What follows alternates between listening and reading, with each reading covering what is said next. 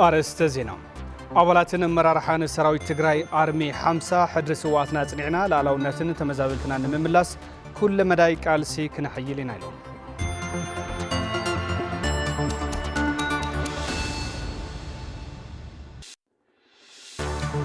كوميشن حربنياتات تجراي فتحوي تتكا من السدرا سواتنا حربنياتات المرقات يسرح كنزلو فليتو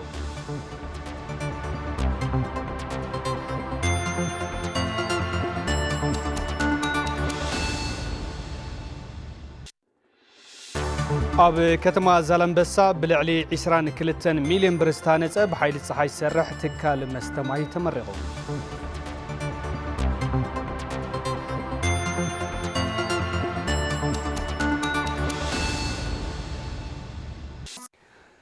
سلام متعنا هبلنا زخبركم تخطاتلتي تلفزيون تجراي الساعة زحزنا معلتها وزيناتات حيزنا قريبنا لنا زينات الساعة بمراحة نتغل طفلة بملكة قوانقوا سلمنا هيلو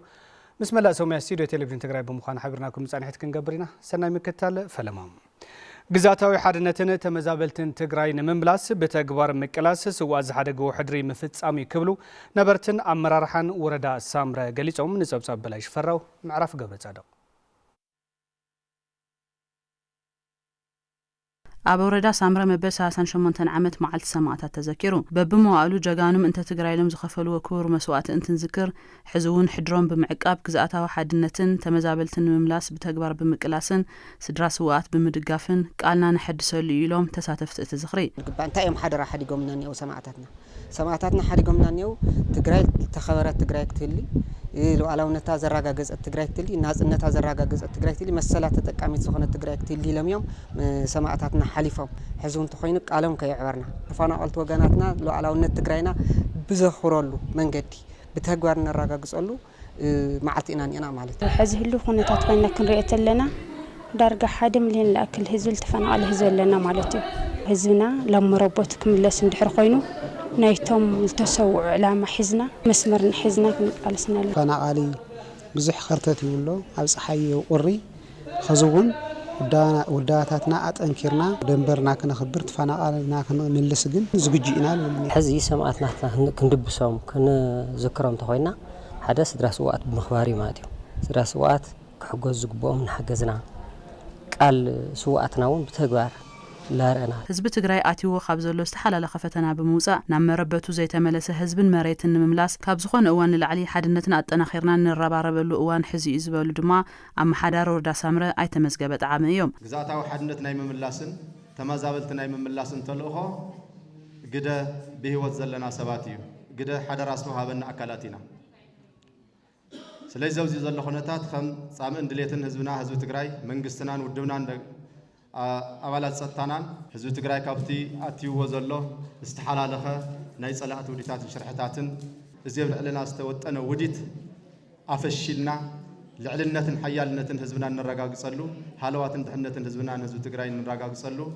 حدرا استوهبنا حدرا سمعتات النفس من الوقت نازلنا أم حدار زوادو مراء تجراي أي تكلال حجازي أبقى سلسلة معرف أن ترجع أنت تخاشحهم من تهزبهم كور مسوات زخفلون بجاك أنت تشوفون سمعتات أنت نذكر سدرا سوات بمحجاز ما خطأ إن حيولون وحسنا تجراي إن الرجاج يسألني يوم سمعتاتنا أنت نذكرس أو جت أرتقون أو كتما أفتاجت أرون نايجت أرسرحتي قديميان السرازو نايم جمرنا تعجزوا نسجنوا له محرس لنا وفر لهم أب كتماون تن مسرح مشيتين ولا تن منورن ولا تن خالوت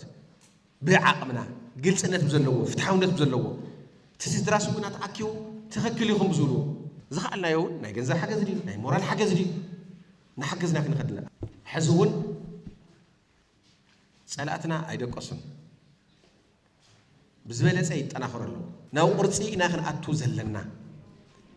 تناي سألتنا مدلاو بدن بغيرنا خلوص لي زلنا بمسرت زوات دنبن ممرحن فتحاو تتكامن سدرا سواتن حربنياتاتن مرقاص يسرح كمزلو كوميشن حربنياتات تግራይ فليتو ات كوميشن نزي زغلصه بمخنيات مبل 38 عام زخر سوات بخبري نزي تسنابتو 150 حربنياتات كتم حوزين نمنبري زخون مريت نمهاب امنسرت اب زنبرلو اوانيو نصبصب تدلدانيو شويت ملالم بمخنيات مبل 38 عام زخر سوات بخبر نستسنابتو 150 حربنياتات كتم حوزين نمنبر زوع المريت بكوميشنر كوميشن حربنياتات تግራይ ايت ناصر ممحور امنسرت تنبيروم بمسر زوات دنبن ممرحن فتحاو تتقامن سدرا سواتن حربنياتاتن تግራይ ንምርግጋጽ ይስራሕ ከም ዘሎ ድማ ኮሚሽነር ናስር ይገልጹ ድሕሪም ውጻእ ናይቲ ደንብን ንዑሲዑ ዝወጸ ናይ መሬት መምርሕን حربنياتاتنا سدرا سوات حربنياتاتنا تتقام ዝገብር استفلاليو صعرتات يغبرلو يوم ازي او كلي ناي بجت حصرات كوينكا ناي مريت شجر كوينكا زغبر زلو يوم بمخنيات معلتي سماعتات تግራይ او كتما حوزين كباب 150 زخونو تملستي غدااتن تملستي ابالات سراويت تግራይን زخون ناي امن كورنع مقماط سنة سرعات تفصيملو فتحاو بزخونه منقدون تتقام مغبار سلازدلي اب كالوت كاوتاتون تزعدل مريت بتخكل نافت تتقاماي كبصح زخل السراراح نكتلينا كم كللون ستحز دايركشن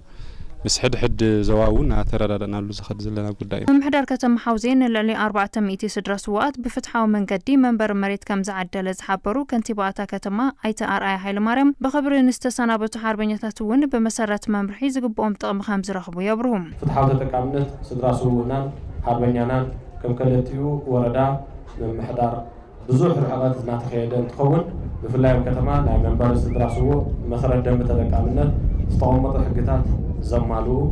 كباب 400 إسران سدراسو بمهاب استتقالل انتخون بخبر استملسو حربنياتاتنا دما ممرحي تتقامنت ጉዳት ኩናት ትግራይ ብዙሕ ተጋዳላይ መንበሪ ገዛ ተጠቃማይ ዝገበረ እንተኸውን ኣብ ዘለና ዓቕሚ ብምኽንያት መዓልቲ ሰማዕታት ከባቢ 150 ዝኸውን መሬት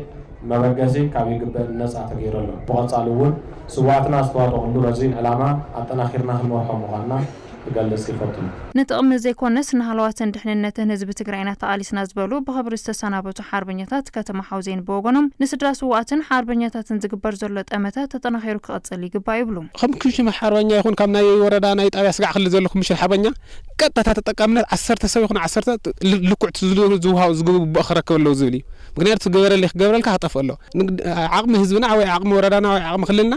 بجت زيولو تكلني أنا خركلني لا خورع يكلن أنا لا عليه مالتي سواء خلوه يقص خل حدا مريت كركيلو ويكون النز سواء ويكعز قصل مالتي تازو قصل لا تسوء إلا مريت سلام كوينا الشخص زي لا خوينا تترف كلا كت نتأخذ خون كلا أيوة وتدبي صبال زو سوون زو قصل نيازين مالتي نتتك أمنت ياو كم جمارة تجمير اللوجن تتأنا خيرو قصل له كله أفتحونته بدن بتنقاقه كغبرله تو زغبو سب كوسدلو افتفتحو نتخعم بدن بي كسرحلو يغبالو حضر سوات كنذكرتلنا لوم لدبسو لوم كقسن لخلينا خنغبرلنا بي سؤالك بقالتنا غير كن او تغواريلي سو حضر سواتنا بتغوار نذكرهم يلي حدري سواتنا صنعنا لالاونتنا تمزابلتنا نمملاس كل مداوي قالسنا كنحيلنا ايلوم ابالاتن امرار حان سراويت تግራይ 45 توم ابالاتن امرار حان نزيز ገለጹ كل مداوي مدلاواتنا نمحاسلاونن لالاونتنا بزبل مري حسب كካይዱ ጽንሑ ወታደራውን ፖለቲካውን ስልጠና አብዘዛዘም ለዋኒው ፍሳጼን ገብራ በዝጊ ተከታትለዋል አባላት ሰራዊት ትግራይ አርሚ 50 ኩለ መዳው ምድላዋትና ንውሕስሉናናን ለዋላው ግዛአትናን በዝብል መራ ሐሳብ ዘካይዱ ወተሃድራውን ፖለቲካውን ስልጠና ዛዚማም አብቲ መዛዘም ስልጠና ዝተረኽበ አዛዚ ግንባር ደቡብ ተጋዳላይ ዮሐንስ ወልደ ጊዮርጊስ ሰራዊት ትግራይ ውሕስና መጻኢ ትግራይ ክረጋገጽ ዘለዎ እጃም ዕዙዝ ምዃኑ ገሊጾም ህዝብ ትግራይ ናፍቲ ዝድለኸ ከብጽሕ ዝኽእል እትዋና ሓይሊ ብልሒ ጫፍ ናይቲ ናይ መኸለ ሓይሊ ኮይና ህዝብና ዝሃበና ልኡኽ نركب نحن نبهجو سلام زلوا زي قطعتا كاب استفلاليو قفعن مكران مدففعن چكان زولدو چكان زفطرو استفلاليو اب حزبنا زفصم مكراتاتن كاب زي ناص ازوصت لالاو خبرتاتا ታሪኻታ ሞራላ ቋንቋ ባህላ ሕሉፍ ጉዕዛ አጠቅላላ ዝተኸበረ መንነታ አረጋግጻ ትነብር ትግራይ መመስራች እዚህን ምፍጻም ኢና ዋጋ ንከፍል ዘለና እዚ ንፍጻሜና ልኡኽ ህዝቢ ሒዝና ኣብ ቅድሚ ተሰሊፍና ዘለና ከም ንስዋ እናፈለጥና ንጋደል ህዝቢ ክቕፅል ምንቲ ዓዲ ክቕፅል ምንቲ ትውልድ ክቕፅል ምንቲ ኢና ዋጋ ትኸፍሉ ዘለኹም ነዚ ኢና ዋጋ ንከፍል ዘለና ዝተመዛበለ ህዝብና ዝኸፍሎ ዘሎ ዋጋ ኣዝዩ ከቢድ ዝበለ ኣዛዚ ኣርማ 50 ተጋዳላይ ገብረ ገርግስ መኮነን ዋልታ እዚ ናብ ንቡር መረበቱ ክምለስ ምግባር ንጽባሕ ዘይበሃል ጉዳይ ምዃኑ ገሊጹ ናይ ሓደ ዓዲ ሃላዋት ዝረጋገጽ መልክዕ ባዕሉ እቲ ህዝቢ ማሕበራዊ መሰረቱ ተዓቂቡ ብህይወት እንትህሉ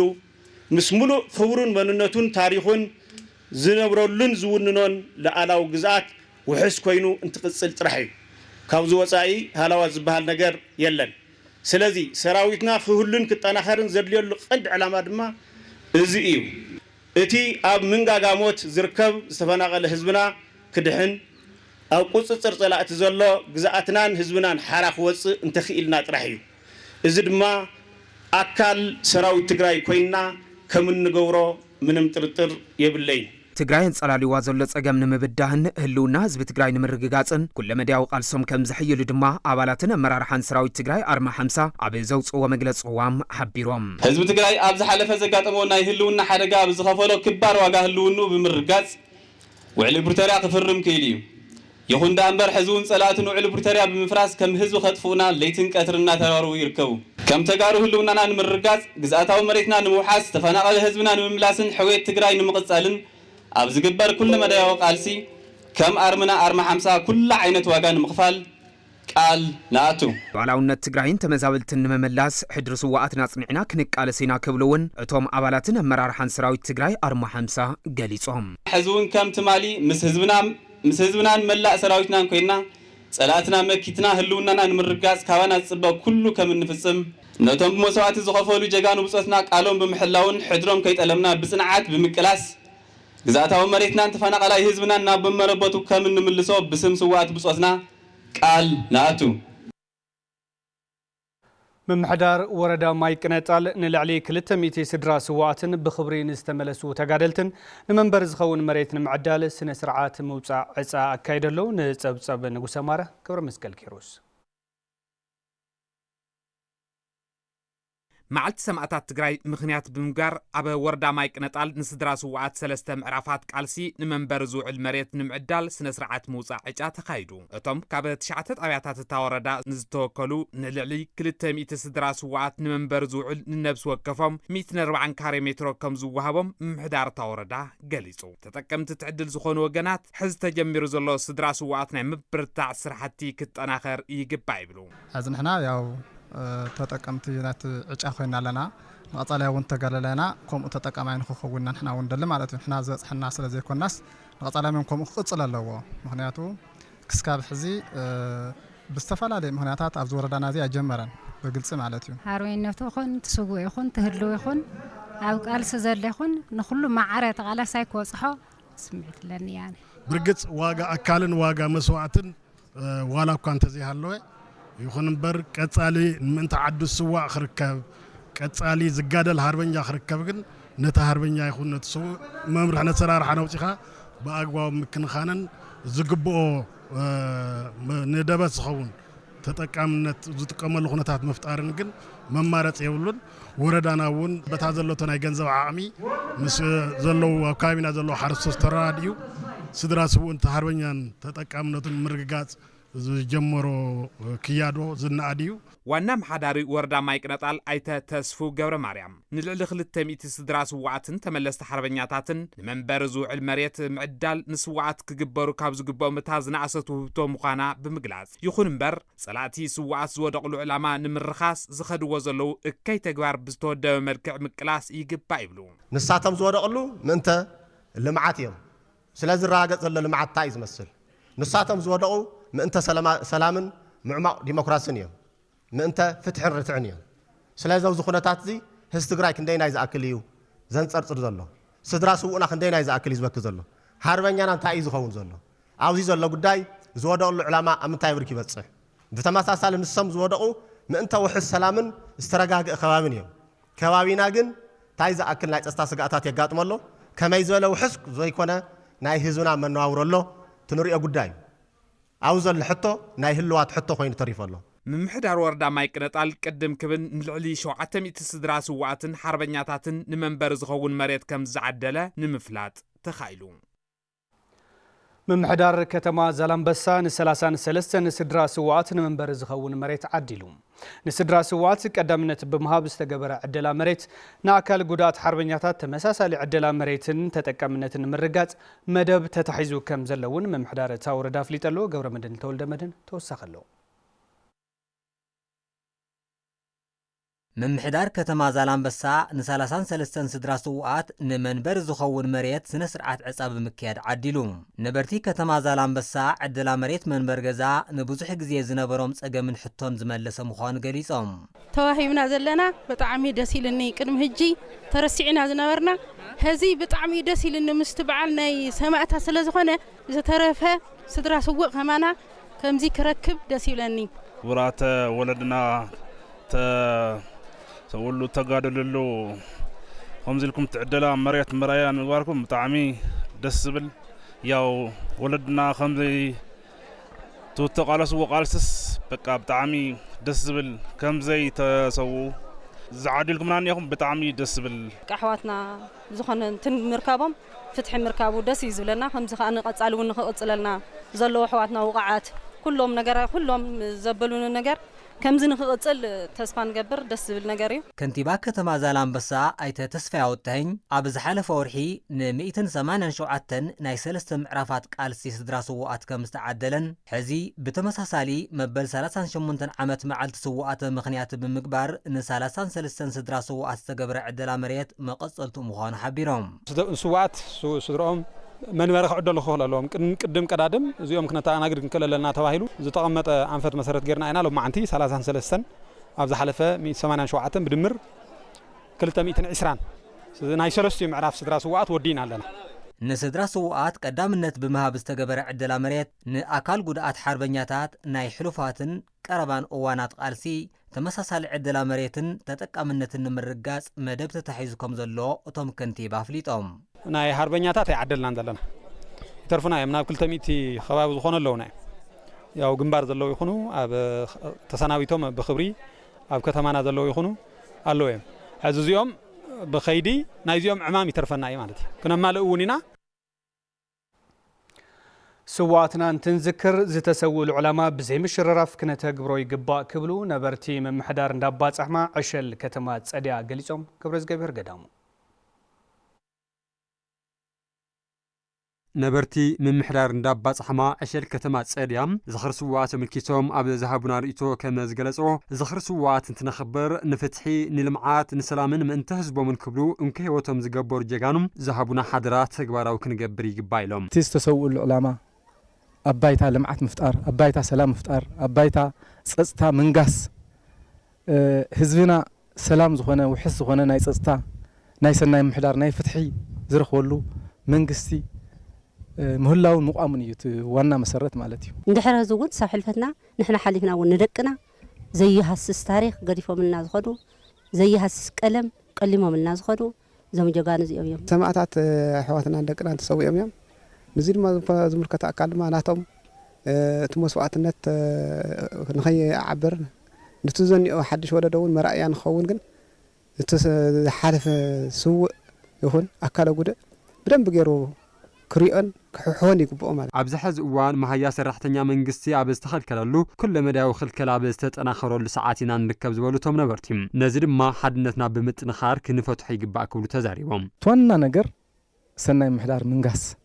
ትቁልፍ ማለት እዩ ቃል ናብ ተግባር ምሽራፍ ስኢሉ ንዘክር ዘይኮነስ እቲ ዝኽሪ ብተግባር ምህላው ምርግጋጽ ከምኡ እንድሕር ኮይኑ ከዓ እቶም ሰማዕታትና እውን እቲ ዝወደቐሉ ዕላማ ያው ግልጽ ኮይኑ ኣብ ባይታ ይርአ ኣሎ ማለት እዩ ተግባራዊ ዘይብሉ ምዝካር ግን ምንም ፋይዳ ይውልን ሰራሕተኛ መንግስትና ኣብ ጥሜት ኣብ ጽምዓት ኣብ ሽግር ይዘሎ መሸመት እኽሊ ይውሉ መህረስ ይውሉ መንበሪ ይውሉ ኣብቲ ህዝቢ ዝግበር ዘሎ ክልከላ ግን ጽቡቕ ኣይኮነን ንሕና ብጣዕሚ እዩ ስምዕና ንህዝብስ ታይ ሞገር ህዝቢ እኮ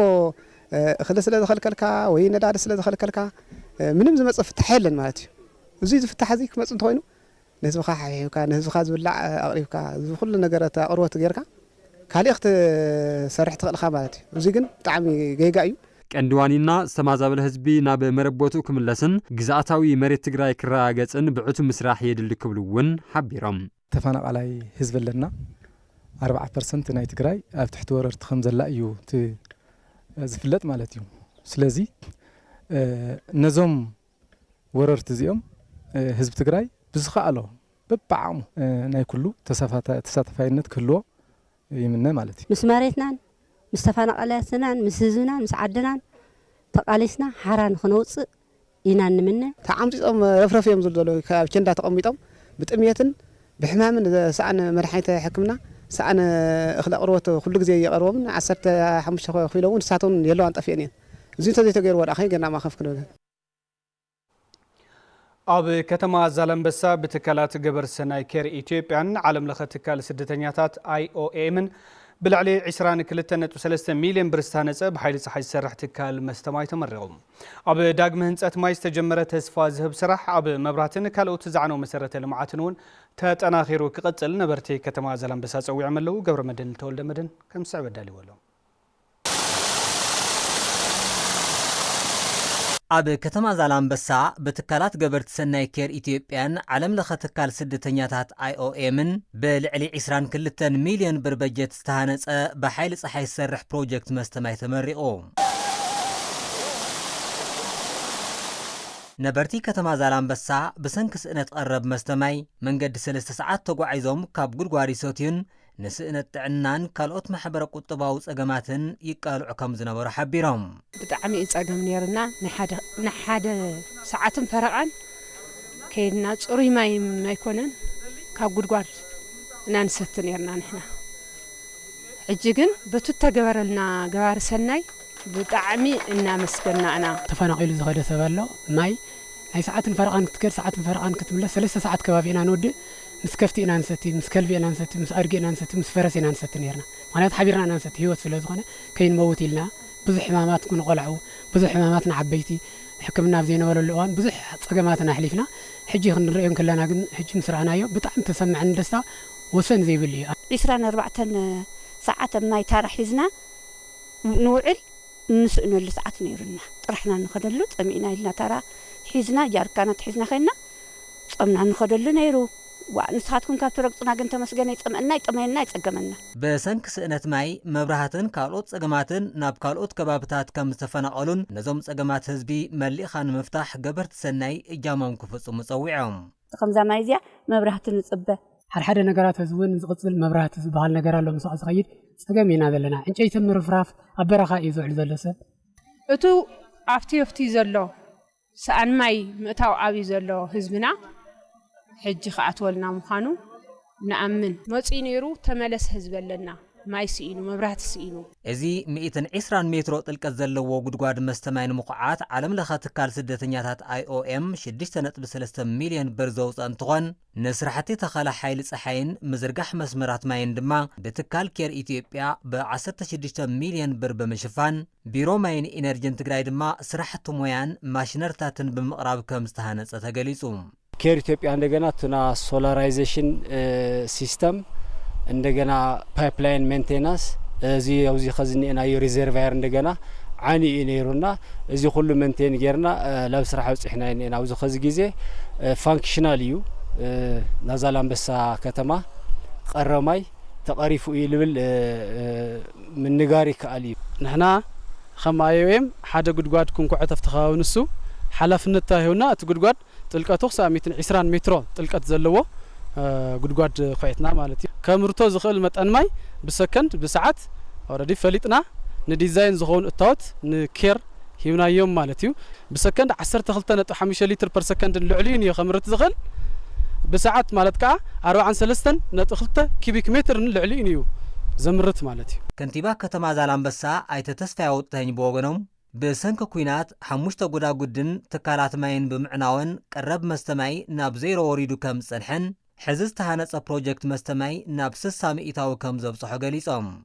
ያው ጠቅላላ 0% ይበፅሕ ነይሩ ከተማ ናይ ማይ አክሰስ ባል ክረክብ ዘይኽለሉ ደረጃ ወፅሒ ነይሩ ማለት እዩ ያው ክሳብ ንሳቶም ጽገናታት ዝግበረሎም ኢሉ ተመሊሱና ዓድግራት ንፋጺ ንመቐለ ዝኸደ ማሕበረሰብ ኣለና እዩ ሕዚ እዚ ከባቢ 60% ከባቢ ክፈትሐልና ኢልና ንሓስብ ሓላፊ ቢሮ ማይን ኢነርጂን ትግራይ ኣይተ ተኽላይ ገብረ መድህን ኣብ ከተማ ዛላምበሳ ብዳግመ ህንፀት ማይ ዝተጀመረ ስራሕ ዳግመ ሕውየት ኣብ ካልኦት መሰረተ ልምዓት ዘጋጠሙ ዕንወታት ንምጽጋን ምስ መድረክቲ ኣካላት ብምዃን ከም ዝስራሕ ሓቢሮም ኬር ኢትዮጵያ ብዝለዓለ ወነ ክሕግዘና እሞ ኩለን ለለኦ መማረፅታት ሒዙ ባዕሎም ጥራሕ ናይ ባዕሎም ከይኾነስ ካልኦት እውን ልሕጉዙ ኣካላት እውን ኣተኣላልሾም ናብዛ ስራሕ እዚኣ ንክትስራሕ ዝገበርዎ ፃዕሪ ብምሉእ እንትረአ እንተሎ ናብዛ ብርኪ እዚኣ ንክንበፅሕ ክኢልና እዩ ጸገማት ተሸኪሙ ዝነብር ዘሎ ህዝቢ እዩ እሞ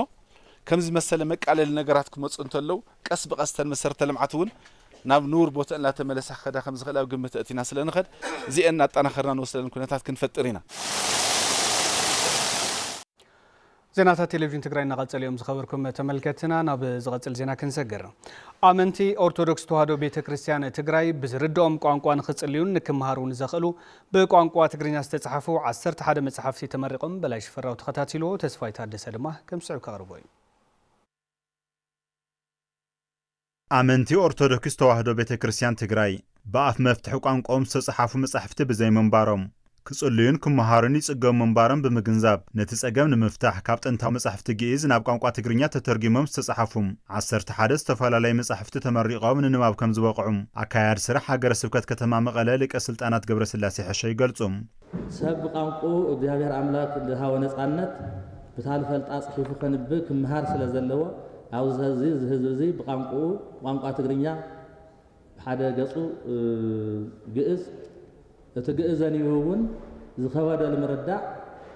በትግርኛ አንቢቡ ዝጠፍኦ ነገር የለን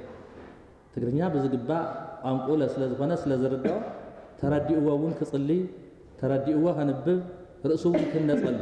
ክግሰጸሉ እንድሕር ኮይኑ ትርጉም ፍላጥን ስለዘድሊ ከዝውን ብቋንቋ ቋንቋ ትግርኛ ብቋንቋና ክንመሃረሉ ዝኽእል ብዙሕ ግዜ ደኺሞም ጸቦና ሓውና ሊቀ ነቢያት ሙሴ እዞም መጽሓፍቲ እዚኦም ለአገልግሎት ክውዕሉ ኣብዚ ንሪኦ ዘለና ኩሉ ብቋንቋ ክመሃርን ክርዳእን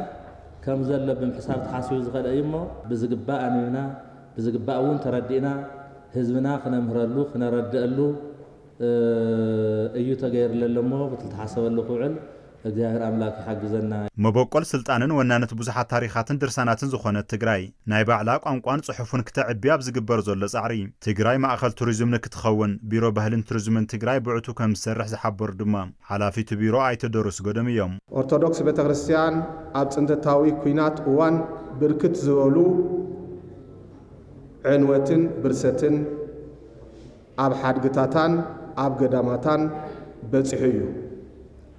ኣብ ኩለን ሃይማኖታት ዓብዪ ዕንወት በጽሑ እዩ ብሓፈሻ ወላ እኳ እቲ ጉድኣት ዓብዪ እንተኾነ ኣብ ምድሓን ሓድግታት ምንቕቓሕ ጸጋታት ባህልን ቱሪዝምን ተዋዲድካ ምስራሕ ትግራይ ኣብ መንገዲ ሕውየት ርኡይ ውፅኢት ምምዝጋብ ይከኣል እዩ ስለዚ ቢሮ ባህልን ቱሪዝምን ኩሎም ኣብ ትግራይ ዝርከቡ ሃይማኖታት ትግራይ ማእኸል ስሕበትን ቱሪዝምን ንምግባር ሓቢርና ክንሰርሕ ኢና እዚ ሎሚ ንምረቓ በቂዖም ዘለዉ